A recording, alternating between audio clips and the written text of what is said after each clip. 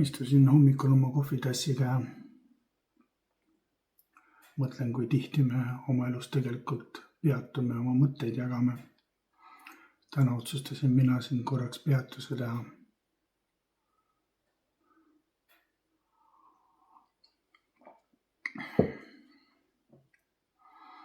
Ma ei tea, kas see on minu viimane aasta või esimene.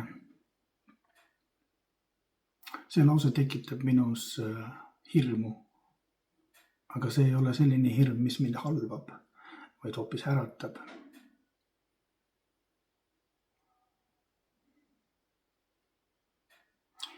Ma ei tea, kuhu see kanal mind viib, aga olen otsustanud elama hakata. Olen tähele pannud, et ma elan ainult kohustuste järgi, mitte enda elu järgi. See ei tähenda, et ma tahaksin siit kuskile põgeneda, vastupidi. Tahan hoopis hakata elama oma elu hetkes. Täna hommikul ongi soe kaminatuli. Väljas on -20 kraadi. Pärast plaanin mõnusat jalutuskäiku lumekrudinal.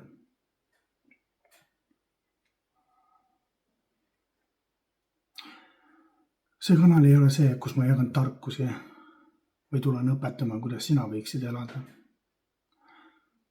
Ma lihtsalt dokumenteerin, mis juhtub siis, kui hakkad elama nii, nagu võib-olla sul tegelikult ei olegi rohkem aega.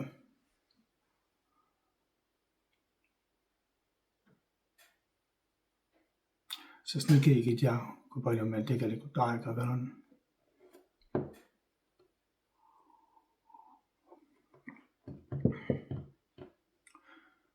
See võib olla minu viimane aasta või hoopis esimene. Aga ma olen otsustanud hakata elama.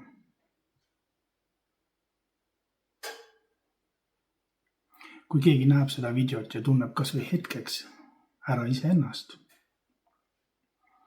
siis see on juba piisav põhjus, miks see video olemas on.